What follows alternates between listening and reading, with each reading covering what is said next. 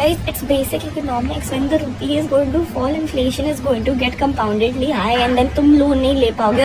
तो साहिबा वाली भी इन्फ्लेशन स्केयर मॉन्गरिंग के प्रोपेगेंडा में फंस चुकी है कि भाई बेसिक इकोनॉमिक्स है, रुपया अगर गिरेगा तो इन्फ्लेशन विल गेट कंपाउंडेडली हाई, 26 में दुनिया खत्म है, एटसेट्रा एटसेट्रा.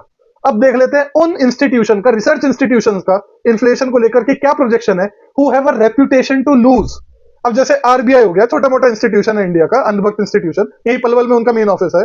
उन्होंने अपनी रिसेंटली मॉनेटरी पॉलिसी कमेटी की जो मीटिंग हुई थी उसमें इन्फ्लेशन की प्रोजेक्शन दी है, आज तक नहीं, अगले 2 महीने तक नहीं, फिस्कल ईयर 27 के Q2 तक. और उन्होंने दिखाया एट मोस्ट इन्फ्लेशन 4% के आसपास हवर अराउंड करेगी, 4% के आसपास. क्रिसिल, अनदर रिसर्च फर्म, यही आनंद विहार में है, लोग मरे जाते हैं उसमें नौकरी लेने के लिए, उनका कहना है कि इस फिस्कल ईयर में उनका प्रोजेक्शन है कि इन्फ्लेशन रहेगी 2.5% और अगले फिस्कल ईयर में 5%.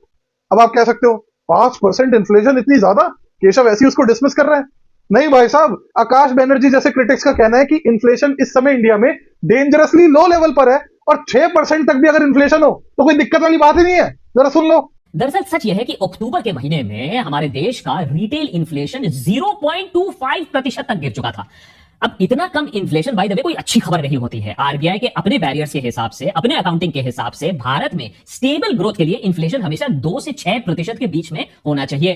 तो सबसे पहले तो इतना कम इन्फ्लेशन अपने आप में चिंता का विषय है, अगर इसमें कोई धांधली नहीं भी की गई हो. मतलब ये बंदा इतना हद नालायक आदमी है, आपको बता रहा है अक्टूबर की रिटेल इन्फ्लेशन, ये नहीं बता रहा कि आरबीआई ने पूरे फिस्कल ईयर की जो प्रोजेक्शन दी है इन्फ्लेशन की, अभी रिसेंटली वो 2% की दी है.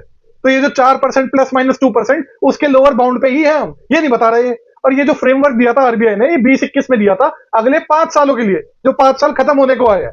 पर मान भी लो आप कि इन्फ्लेशन बहुत ही कम हो गई है, चिंता का विषय है, तो भैया उसका सोल्यूशन क्या होगा कि इन्फ्लेशन बढ़ जानी चाहिए.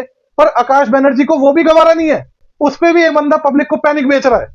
सबसे पहले पेट्रोल डीजल महंगा हो सकता है, और जब पेट्रोल डीजल महंगा होगा तो हर चीज का ट्रांसपोर्ट कॉस्ट बढ़ जाएगा. ट्रांसपोर्ट कॉस्ट बढ़ने का मतलब क्या है? आम जरूरतों की चीजें, सामान, चाहे वो ग्रोसरीज हो, कंज्यूमेबल्स हो, सब महंगी हो जाएंगी. तो भाई तू बता देना फिर क्या करके मानेगा? लो इन्फ्लेशन इस समय खतरे की बात है या हाई इन्फ्लेशन का बहुत बड़ा खतरा मंडरा रहा है? और उस हाई इन्फ्लेशन की प्रोजेक्शन किसने दी है, ये भी तो बता दे हमें. अब ये पेट्रोल डीजल महंगा हो जाएगा तो सब चीजें महंगी हो जाएगी, ये बात साहिबा बाली ने भी अपनी स्टोरी में बोली थी, जरा सुन लो.